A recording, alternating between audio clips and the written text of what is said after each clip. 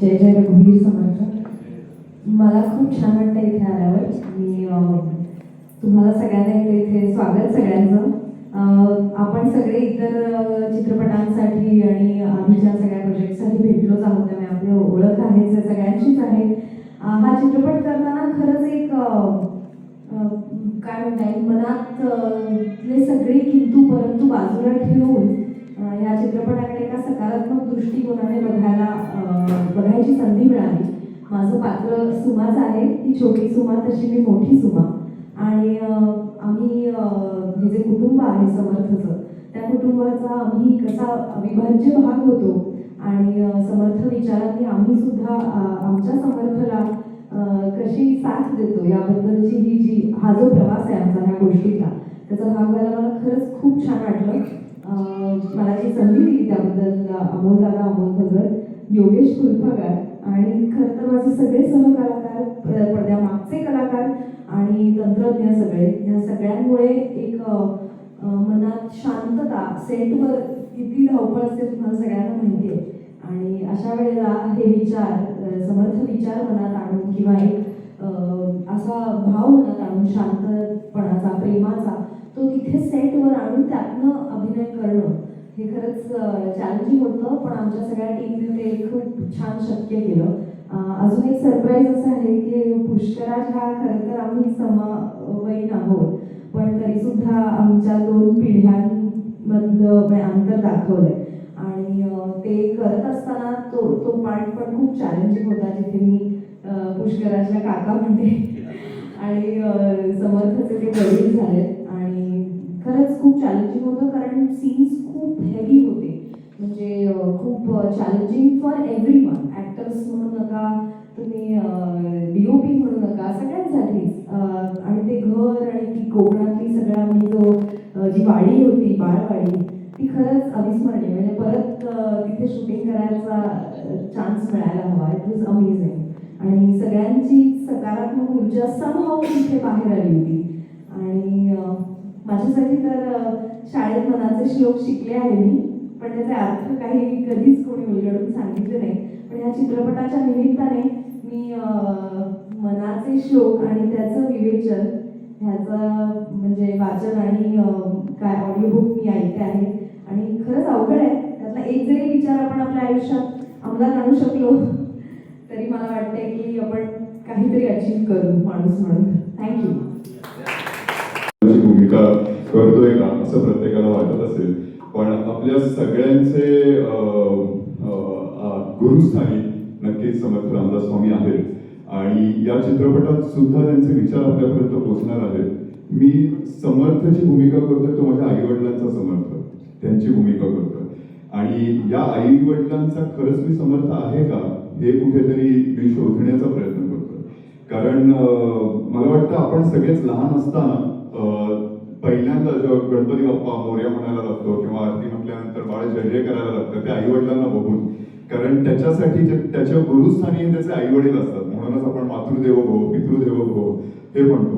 तर तसंच समर्थसाठी सुद्धा गुरुस्थानी हे आई वडील आहेत आणि त्यामुळे पुढची गोष्ट अजून घडत जाते.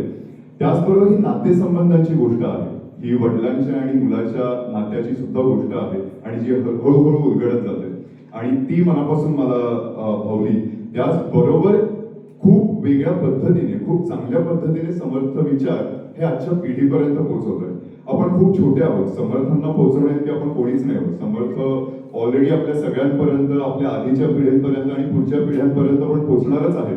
पण समर्थ विचार पोहोचतायत का याच्याकडे कुठेतरी लक्ष द्यायचंय आणि ते विचार पोहोचवण्याचा हा कुठेतरी प्रयत्न आहे. नक्कीच अजून भरपूर बोलणार आहे, पण विशेष करून मला या टीमचं कौतुक करावं असं वाटतंय, कारण इतकी मजा आली आहे आणि इतका चॅलेंजिंग असं एंटायर प्रोजेक्ट खूप चॅलेंजिंग होतं. कारण हा बॅलन्स मेंटेन करणं खूप महत्वाचं आहे, जो आता पोस्टरवरती सुद्धा आपल्याला दिसतोय तोच चित्रपटात सुद्धा दिसणार आहे. वेगवेगळ्या जोड्या असतात ज्या खूप महत्वाच्या असतात चित्रपट करत असताना. मला वाटतं DOP आणि डायरेक्टरची जोडी चांगली असणं, एक टीम म्हणून ते दोघं व्यवस्थित त्यांचं ट्युनिंग असणं हे या चित्रपटातनं झालेलं आहे. प्रोड्युसर, को producer EP, producer director, actor director, हे प्रत्येक जो इतका परफेक्ट झालाय की प्रत्येकाचा एकमेकांवरती पूर्णपणे विश्वास आहे.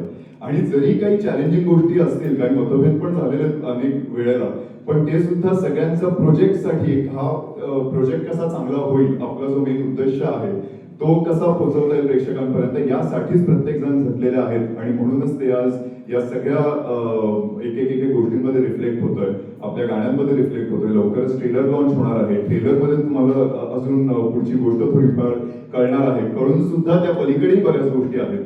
पण असा एक अत्यंत मी म्हणेन एक ऍक्टर म्हणून मला माझी मच्युरिटी मला दाखवते, ते असं एक चॅलेंजिंग रोल माझ्याकडे मिळाला आणि ही खऱ्या अर्थाने समर्थांचीच खूप आहे. त्यामुळे मी समर्थ आहे. थँक्यू. पुष्कराज चिरकुटकर. खरं तर हे गाणं मी पहिल्यांदा आता ऐकलं, म्हणजे आधी ऐकलं होतं, पण हे बघितलं किंवा इतक्या चांगल्या इफेक्ट्स मध्ये ऐकलं असं म्हणता येईल. आणि असं भरून आलंय, मला खरं सुचत नाही काय बोलायचं. मला या चित्रपटात काम करायच्या आधी माझी अशी परिस्थिती होती की मला काम करू नये असं वाटायला लागलं होतं. मला अभिनय जमत नाहीये असं वाटायला लागलं होतं आणि मला वाटलं की आता थांबावं, काहीतरी वेगळं करावं. हे करत असताना हा चित्रपट आला आणि या चित्रपटातल्या भूमिकेत, म्हणजे वेगळी भूमिका असं मी म्हणणार नाही, मला वेगळे भाव माझ्यामध्ये दाखवण्याची संधी या चित्रपटाने दिली आहे. ते भाव पूर्णपणे मनापासून दाखवायचा मी प्रयत्न केला आणि ते कुठल्या तरी अदृश्य शक्तीने समर्थनही करून घेतलं असं मला वाटतंय.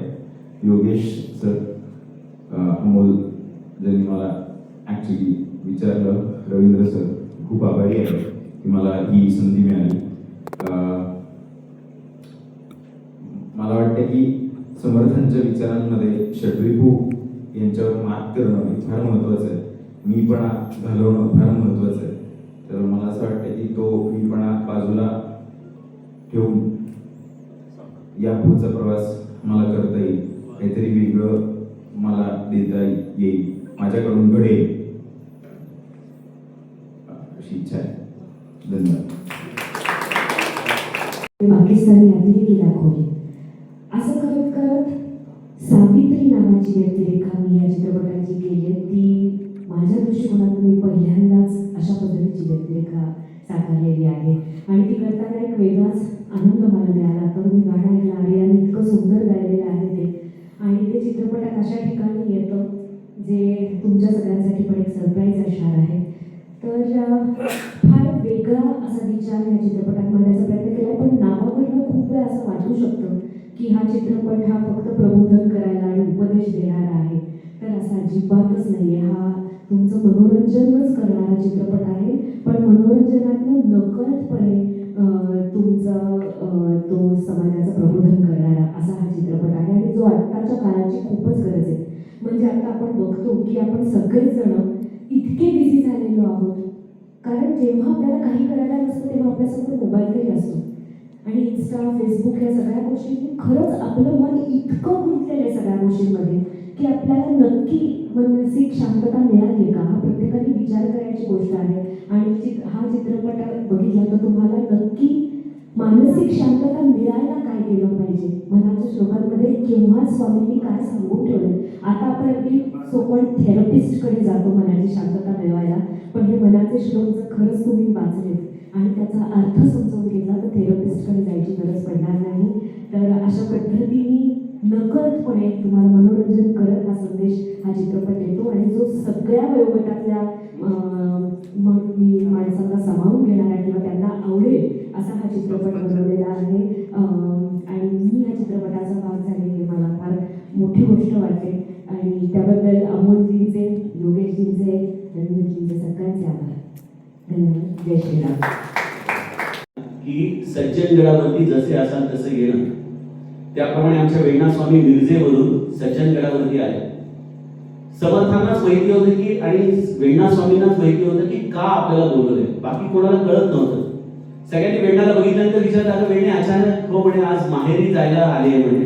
माहेरी जायचंय मला, माहेरी जायचंय, एकच शब्द त्या सतत बोलत. नमस्कार, माझं नाव अभिज्ञा अक्षय मातवड. मी 7 वर्षाची आहे शिकवलं, कसं बोलायचं, कसं वागायचं हे मला योगेश दादाने शिकवलं.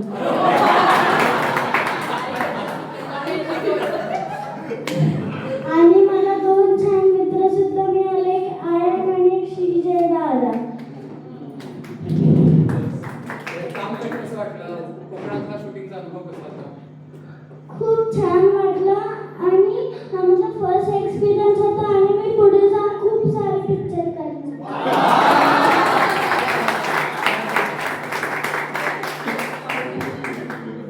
आणि तू गाण्यामध्ये दिसतेय, गाण्याचा अनुभव कसा होता?